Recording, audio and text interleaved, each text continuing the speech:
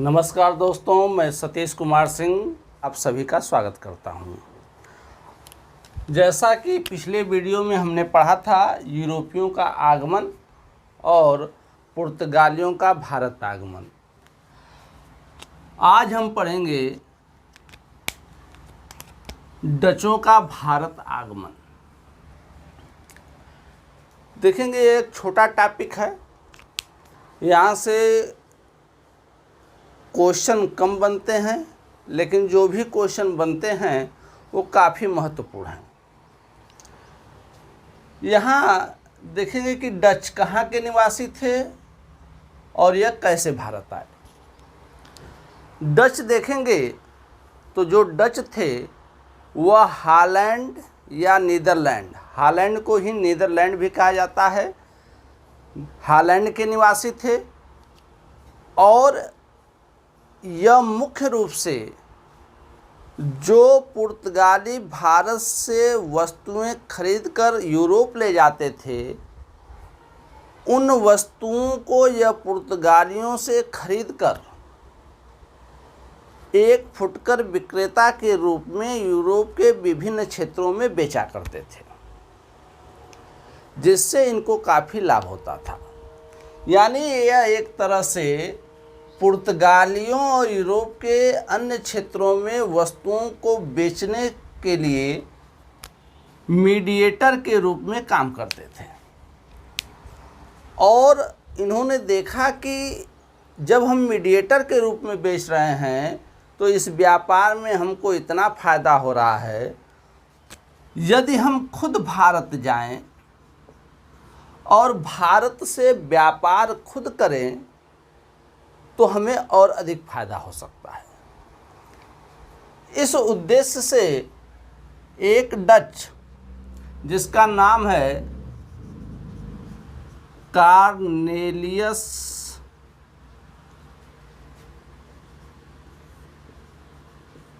D हाउट्रमैन, Cornelius D हाउट्रमैन यह Holland से पूर्वी देशों के लिए रवाना हुआ और 1596 ईस्वी में यह पहले इंडोनेशिया गया और इसी वर्ष भारत भी आया।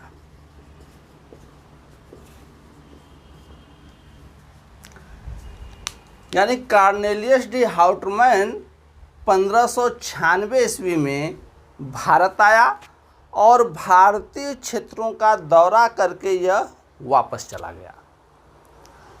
इसने भारत की परिस्थितियों को समझा, इंडोनेशिया की परिस्थितियों को समझा।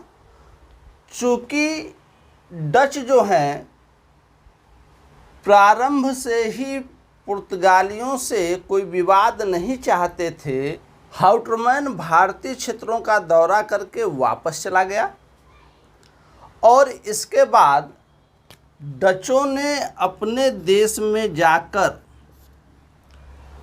भारत से व्यापार करने के लिए एक कंपनी की स्थापना की।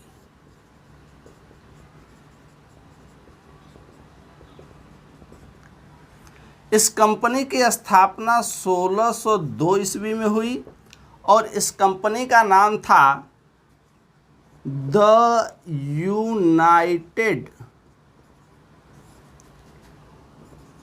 East Indies Company of Netherlands.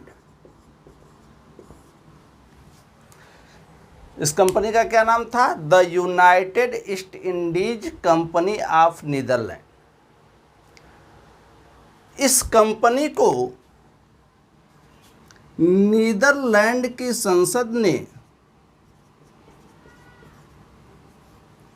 एक अध्यादेश के माध्यम से 21 वर्षों, एक अध्यादेश के माध्यम से 21 वर्षों के लिए पूर्वी देशों के साथ व्यापार करने की छूट दी। अब यहाँ समझने वाली बात यह है कि डच भारत कब आए? 1596 ईस्वी में। इनकी कंपनी की स्थापना कब हुई? 1602 ईस्वी में। अब यहाँ देखेंगे आपसे दो तरह के क्वेश्चन पूछता है। एक क्वेश्चन पूछता है भारत में यूरोपियों के आगमन का क्रम।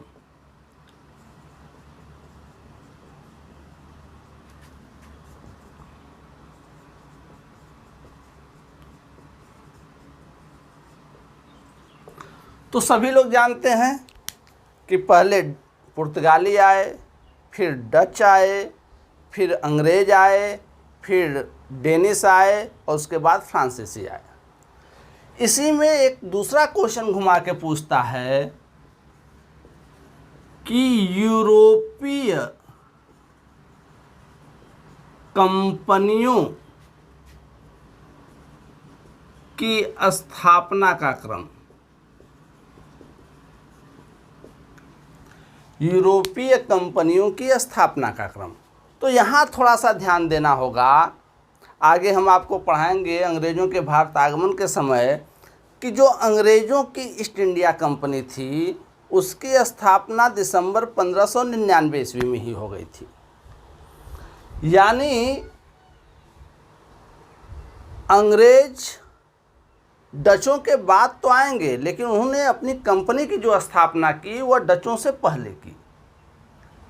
यानी जब यहाँ आप क्रम बताएंगे तो पहले पुर्तगाली, यानी यूरोपीय कंपनियों की स्थापना का क्रम जब पूछेगा तो पहले पुर्तगाली कंपनी की स्थापना हुई 1498 ईस्वी में।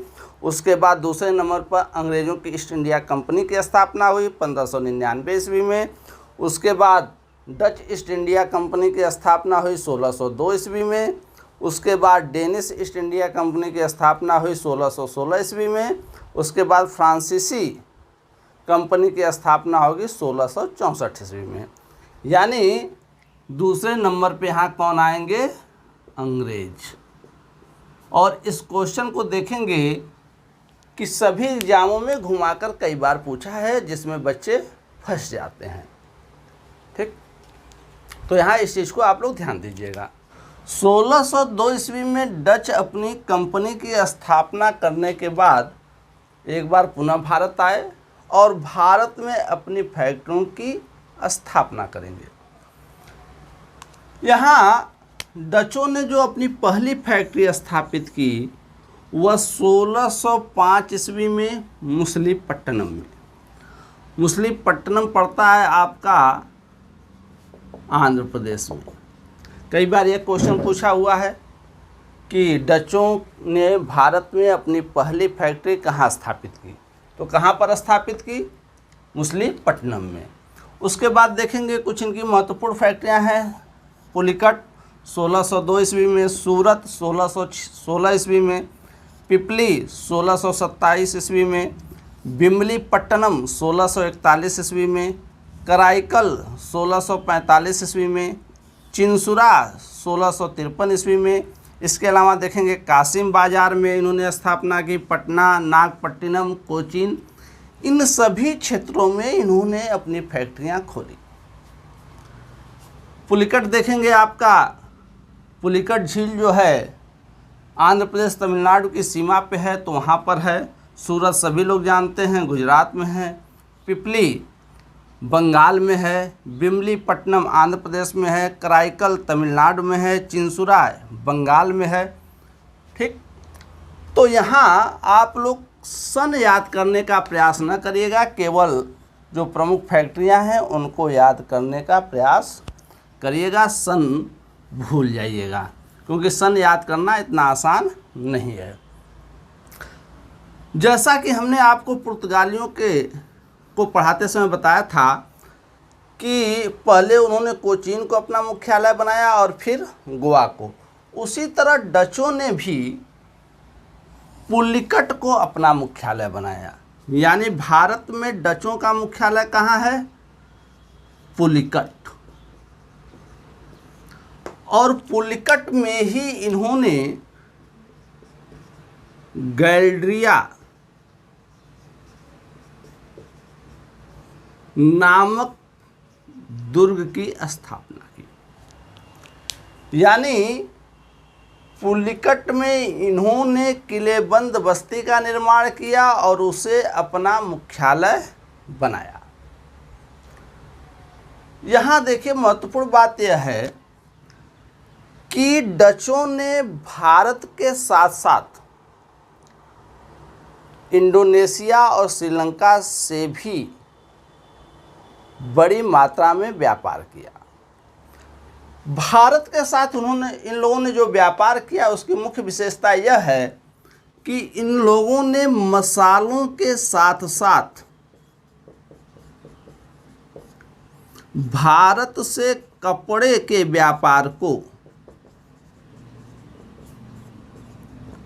बढ़ावा दिया।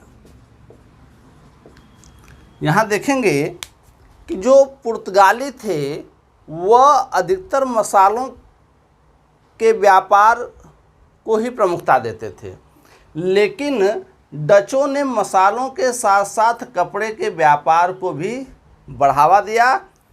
जैसा कि प्राचीन काल में भी भारत में बने कपड़े यूरोपीय देशों में बड़ी मात्रा में बिकते थे। अगर आपसे यह पूछा जाए कि किस यूरोपीय कंपनी ने भारत से कपड़े के व्यापार को बढ़ावा दिया तो कौन होगा?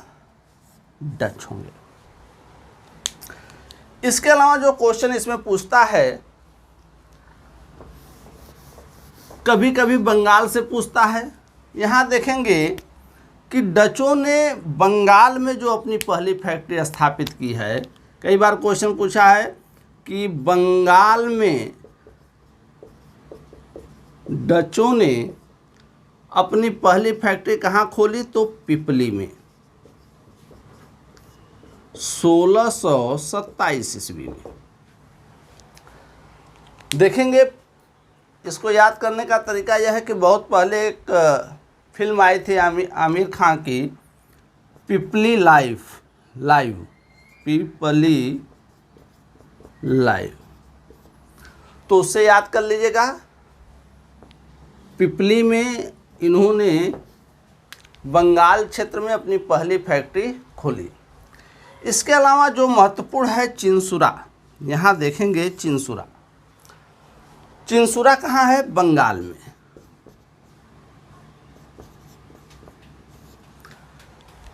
बंगाल के चिंसुरा में डचों ने जो अपनी फैक्ट्री स्थापित की वह एक किलेबंद फैक्ट्री थी या किलेबंद बस्ती थी, और इसका नाम इन्होंने दिया इस फैक्ट्री का गुस्ताबुस फोर्ट।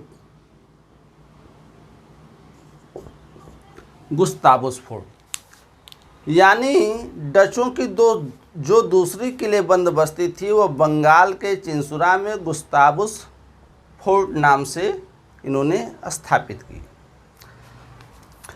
इसके अलावा देखेंगे तो डचों ने कासिम बाजार में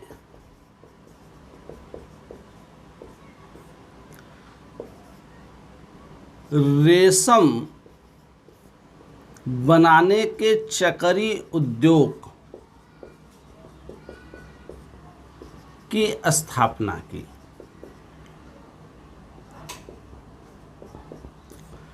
इसके अलावा देखेंगे डच जो है नील तथा सोरा का भी व्यापार करते थे। नील जो यह प्राप्त करते थे उत्तर प्रदेश तथा मध्य भारत से प्राप्त करते थे। सोरा जो है बिहार तथा बंगाल से प्राप्त करते थे। इसके अलावा यह कच्चे रेशम का भी व्यापार करते थे। कच्चा रेशम यह देखेंगे तो मध्य भारत, गंगा घाटी क्षेत्र और बंगाल से प्राप्त करते थे। तो यह आपका चैप्टर यहीं समाप्त होता है। हाँ, डचों में एक बात और है, एक क्वेश्चन बार बार पूछता है आपसे कि निम्न यूरोपीय कंपनियों में से कौन सी कंपनी सहकारी व्यवस्था पर आधारित कंपनी थी या सहकारिता व्यवस्था पर आधारित कंपनी थी। तो यहाँ जो डचों की कंपनी थी या the United East Indies Company of Netherland जो कंपनी थी वह सहकारिता व्यवस्था या सहकारी व्यवस्था पर आधारित कंपनी थी। धन्यवाद।